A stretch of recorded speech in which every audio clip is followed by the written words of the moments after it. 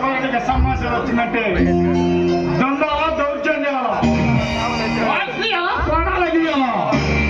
ఒక పొగరు పట్టిన పోలీసుడు నిపురి కప్పిన నిపుల ఎక్కి పెట్టిన బాణంల కళ్యాణం చేసి అస్తమించిన సూర్యుడిలా తెగ రెచ్చిపోతున్నాడు. మూడొచ్చకు దాన్ని మానభంగం చేసినందుకు తమ్ముడిని అరెస్ట్ చేసి అన్నయ్యని అవమానించి పంపించాడు. శివారెడ్డిని శిరస్సు వంచేలా చేశాడంటే ఎవడు ఈ సిటీకి కొత్తగా వచ్చిన ఏసీపీ భీమరా నాయక్ 4 సస్పెండ్లు, 9 ట్రాన్స్ఫర్లు, 39 ఎన్కౌంటర్లు. వాడి ట్రాక్ రికార్డ్ చూస్తుంటే చెమటలు పట్టేలా ఉన్నాయి. డ్యూటీకి డైనమిక్ లా, డేరీకి డాషింగ్ హీరోలో ఉన్నాడు వాడు.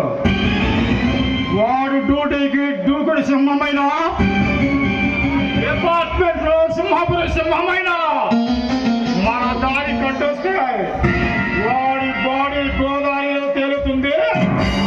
జనాభాల లెక్కలో లెక్క తగ్గుతుంది. మనం 10 మందిలో లెక్కలో లిస్టు పెరుగుతుంది. లెక్క లెవెల్ అయిపోతుంది. అంతేకాదు రుద్ర, తమ్ముడిని వదలడని ఉరికమ్మ ఎక్కించి శిక్ష పడేలా చేస్తానని ఛాలెంజ్ కూడా చేశాడంట వాడు. వాడిలా ఛాలెంజ్ చేసిన సింహాలకు గోరి గట్టిన అఘోరులం. ఆ భీమల నాయక్ గాన్ని జాతరలో జంతువులక తలనరికి పక్కల పాడు తండకి మొన్న మాచర్ల మీద రోడ్లో పడేద్దాం. రుద్ర, వాడి చావు ఎలా ఉండాలంటే మన గురించి ఎత్తాడంటే ఒడుగు పట్టేలా ఉండాలి. వాడి చావు చరిత్రలో మనకి ఎదురు తిరగడానికి ఏడు ఉండకూడదు.